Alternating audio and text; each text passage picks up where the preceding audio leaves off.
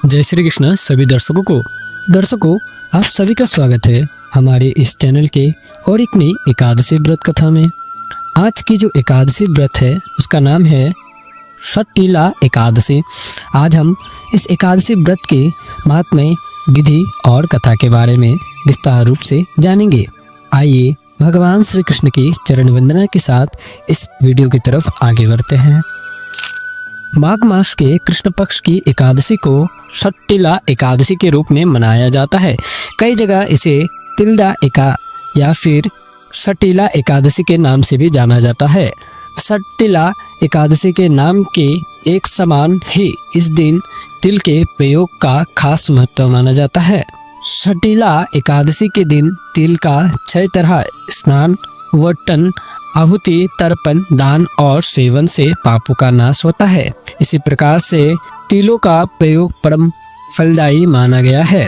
षट्टिला एकादशी का व्रत करने से वाचिक, मानसिक और शारीरिक पापों से मुक्ति प्राप्त होती है। ये थी इसकी कुछ छोटी सी महात्म्य। अब जानेंगे इस एकादशी व्रत की विधि के बारे में। सभी एकादशी की तरह ही षट्टिला एकादशी व्रत के नियम भी दशमी तिथि से ही आरंभ होती है। इसीलिए दशमी तिथि को दूसरे पहर के भोजन के पश्चात कुछ न खाए, ताकि आपके पेट में अन्न का अंश न रहे। एकादशी तिथि को प्रातः जल्दी स्नान आदि करके गंगा जल से तिल मिलाकर पूजा स्थान और चारों ओर छींटे दे। भगवान विष्णु के तिल मिले हुए पंचामृत से स्नान कराइए। भगवान श्रीहरि के सन्मुख घी का दीपक प्रज्वलित करें। धूप दीप पुष्प से भगवान विष्णु का पूजन करें और एकादशी का महात्म्य पढ़े, आरती करें और साथ ही विष्णु सहस्त्रनाम का पाठ करें। इस दिन किसी भी प्रकार से अन्न का सेवन वर्जित माना जाता है।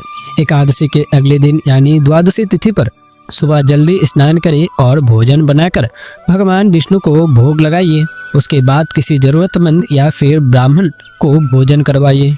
भोजन करवाने के पश्चात दान दक्षिणा देकर विदा करें। तत्पश्चात स्वयं भोजन ग्रहण करें। इसके अलावा भी आपको स्क्रीन पर शायद कुछ ऐसे नियमों को दिखाई दे रही होगी जिसका आपको अनुसरण करना बेहद जरूरी होगा। ये थी इस एकादशी व्रत की विधि। अब जानेंगे इस एकादशी व्रत को क्यों हमें करना चाहिए, इसका क्या कथा है। नारद मुनि त्रिलोक भ्रमण करते हुए भगवान विष्णु के धाम वैकुंठ पहुँचे। वहाँ पहुंचकर उन्होंने वैकुंठ पति को प्रणाम करके उसने अपनी जिज्ञासा व्यक्त करते हुए प्रश्न किया कि प्रभु, षट्टिला एकादशी की क्या कथा है और इस एकादशी को करने से कैसा पुण्य मिलता है। देवर्षि द्वारा विनीत भाव से इस प्रकार प्रश्न किए जाने पर लक्ष्मीपति भगवान विष्णु ने कहा, प्राचीन काल में पृथ्वी पर एक ब्राह्मणी रहती थी। ब्राह्मणी मुझ में बहुत ही श्रद्धा एवं भक्ति रखती थी। यह स्त्री मेरे निमित्त सभी व्रत रखती थी। एक बार इसने 1 महीने तक व्रत रखकर मेरी आराधना की। व्रत के प्रभाव से स्त्री का शरीर तो शुद्ध तो हो गया, परंतु यह स्त्री कभी ब्राह्मण एवं देवताओं के निमित्त अन्नदान नहीं करती थी। अतः मैंने सोचा कि यह स्त्री वैकुंठ में रहकर भी अतृप्त रहेगी। अतः मैं स्वयं एक दिन भिक्षा लेने पहुंच गया। स्त्री से जब मैंने भिक्षा की याचना की तब उसने एक मिट्टी का पिंड उठाकर मेरे हाथों पर रख दिया।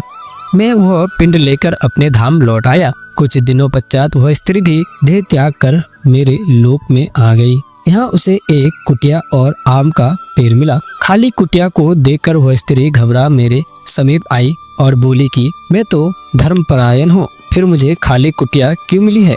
तब मैंने उसे बताया कि यह अन्नदान नहीं करने तथा मुझे मिट्टी का पिंड देने से हुआ है।